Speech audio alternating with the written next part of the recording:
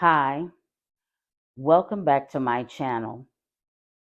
This episode is titled The Power of Cohesiveness. Today, as I was scrolling through YouTube, I came to a video where someone was using clips of a speech from Bishop Patrick Wooten. I had seen his videos on my timeline, but had not taken the time to watch him.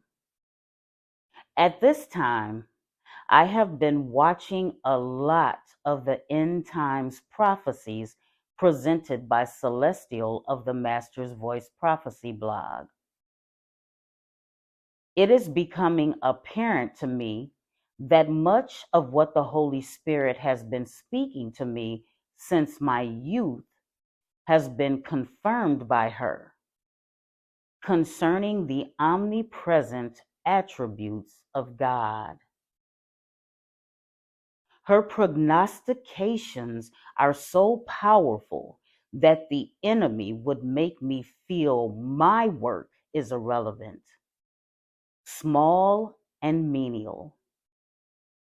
But as I listened to this man, the Spirit revealed to me that God, our Creator and Heavenly Father, has given us all unique talents and gifts, but they are not as profitable because we lack a powerful awareness.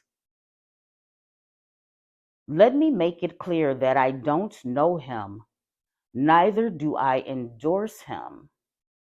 Jesus simply chose that moment to minister to my spirit. It never takes long for the Lord to show me the spirit or spirits in a person, and he always confirms what is of him. And for this, I trust him completely. And though we must know him individually and intimately to hear his voice, it allows us to vet others to know those who are true and those who are fake, to even know when we are missing a vital connection, the robustness of being unified. Let me give a prime example because he is not a respecter of persons. It is impossible for me as a nurse to know and be able to work alone. There are many times when it is more convenient for the patient to have a team that is rooted and balanced. This is solidified by the number of specialty and multidisciplinary areas involved in patient care.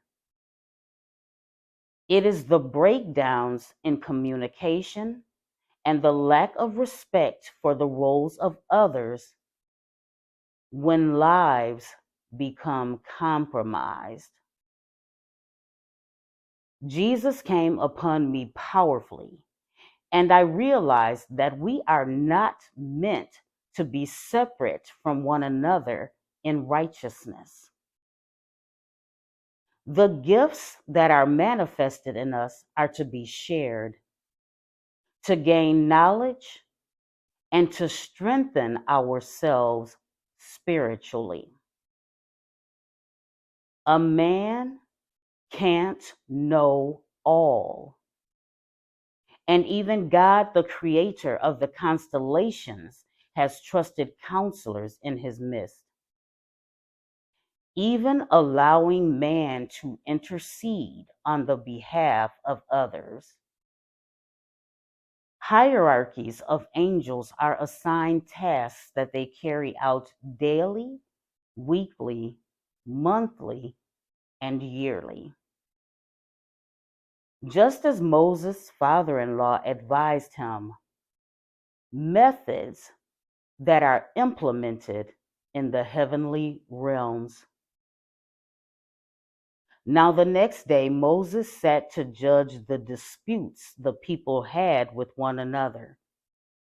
And the people stood around Moses from dawn to dusk. When Moses' father-in-law saw everything that he was doing for the people, he said, "What is this that you are doing for the people? Why are you sitting alone as a judge with all the people standing around you from dawn to dusk?" Moses said to his father-in-law, "Because the people come to me to ask about the will of God. When they have a dispute, they come to me and I judge between a man and his neighbor. And I make known the statutes of God and his laws." Moses' father-in-law said to him, "The thing that you are doing is not good." Let me stop for a moment. Imagine how ineffective it would have been for Moses had he become offended. It would have been impossible for him to accomplish all that he had. You will certainly wear out both yourself and these people who are with you, because the task is too heavy for you to bear. You cannot do it alone. Now listen to me. I will advise you, and may God be with you to confirm my advice. You shall represent the people before God. You shall bring their disputes and causes to him. Now I want you to pay attention. This is where selflessness, godly wisdom, and moral assertiveness thrive and are many times impossible with petty-minded and mean-spirited individuals. The pride of having to be esteemed and worshiped is not of God, but from Satan himself. You shall teach them the decrees and laws. You shall show them the way they are to live and the work they are to do. Furthermore, you shall select from all the people competent men who reverently fear God, men of truth, those who hate dishonest gain. You shall place them over the people as leaders of thousands, of hundreds, of fifties, and of tens. They shall judge the people at all times. Have them bring every major dispute to you, but let them judge every minor dispute themselves. So it will be easier for you, and they will bear the burden with you. If you will do this thing, and God so commands you, then you will be able to endure the responsibility, and all these people will also go back to their tents in peace. As the Spirit is giving me this, He is validating in His word again with Moses. God was preparing Moses for this, but it took someone else to help bring it to fruition. So Moses said to Joshua, "Choose men for us and go out. Fight against Amalek and his people. Tomorrow I will stand on the top of the hill with the staff of God in my hand." So Joshua did as Moses said and fought with Amalek. And Moses, Aaron, and Hur went up to the hilltop. Now when Moses held up his hand, Israel prevailed. And when he lowered his hand due to fatigue, Amalek prevailed. But Moses' hands were heavy, and he grew tired. So they took a stone and put it under him, and he sat on it. Then Aaron and Hur held up his hands, one on one side and one on the other side. So it was that his hands were steady until the sun set. So Joshua overwhelmed and defeated Amalek and his people with the edge of the sword. Even Jesus had successors, and when he sent them out, he instructed them to go in groups of 2. Let me confirm this. Number 1, and he called the 12 disciples and began to send them out as his special messengers, 2 by 2, and gave them authority and power over the unclean spirits. Number 2, this is for everyone who is going against the natural order of men and women. There is one alone, and there is not a second. Yea, he hath neither child nor brother, yet is there no end of all his labor. Neither is his eye satisfied with riches.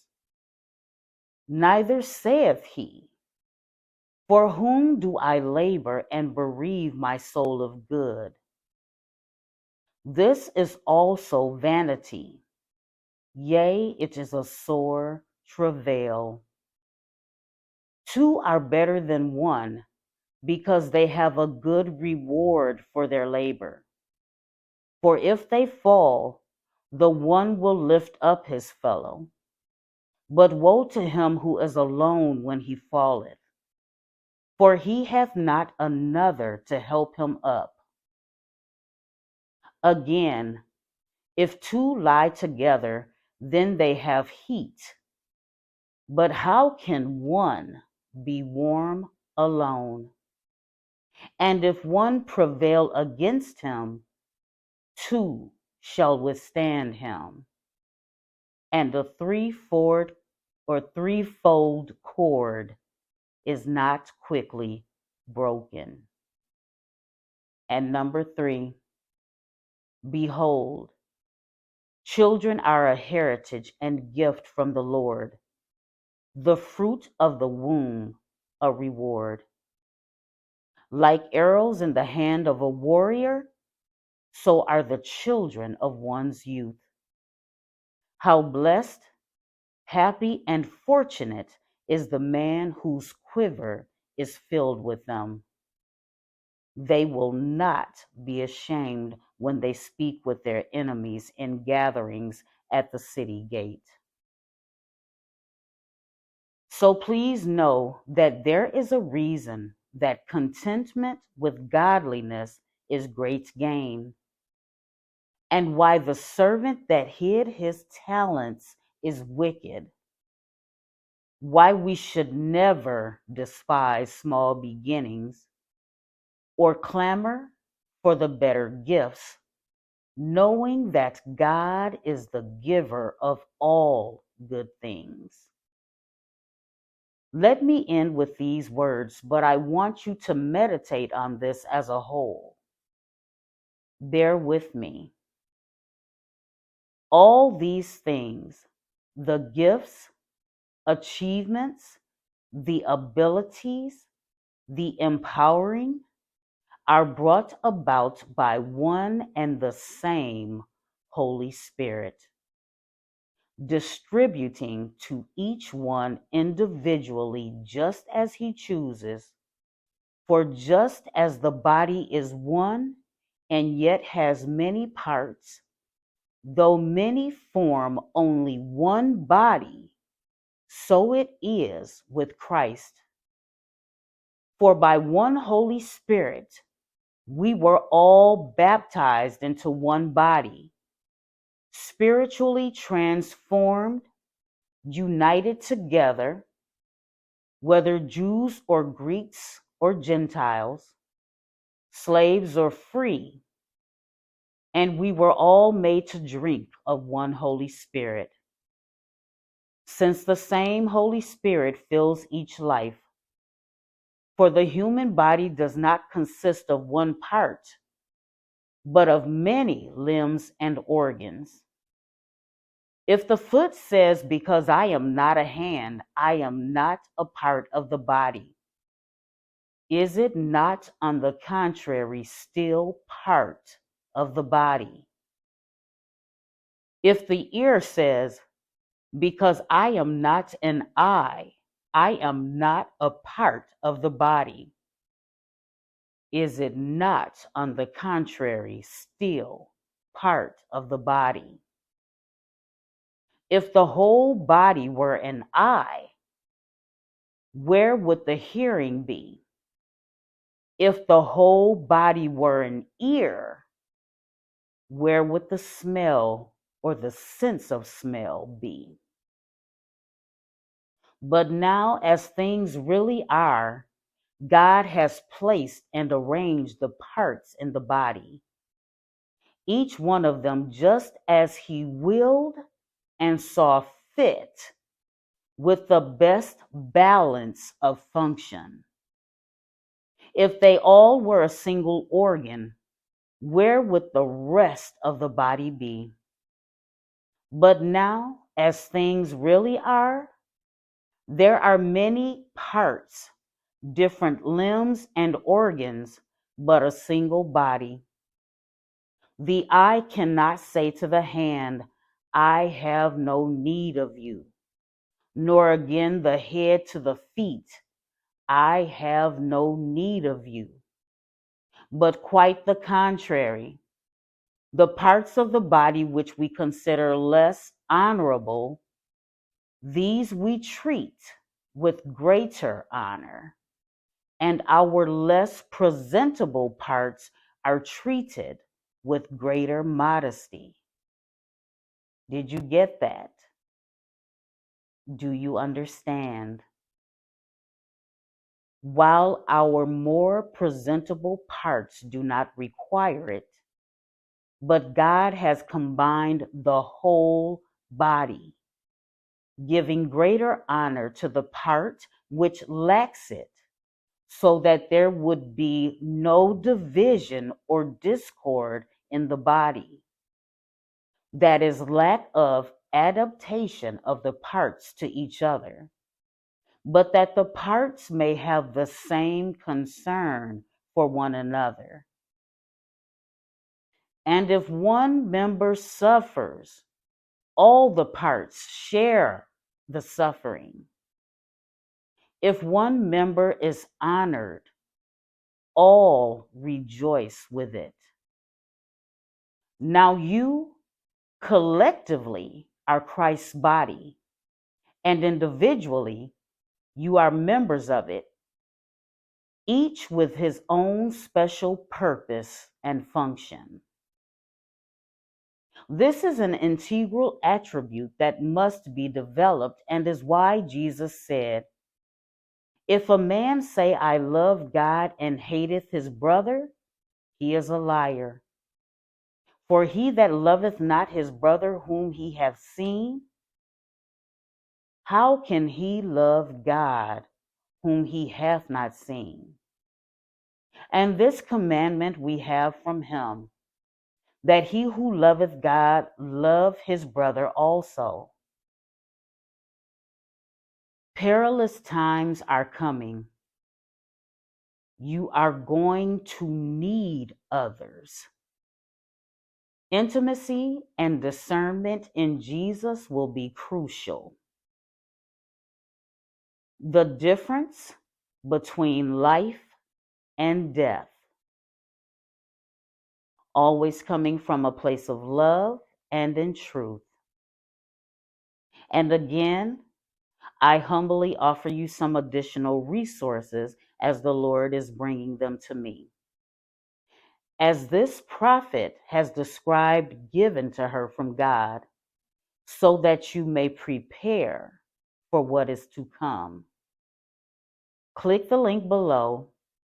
The end times are upon us, and because of my love for the Lord and my family, and for you, and the great sorrow that I feel as I see those around me walking in oblivious darkness, I feel compelled to provide Celestial's teachings to you.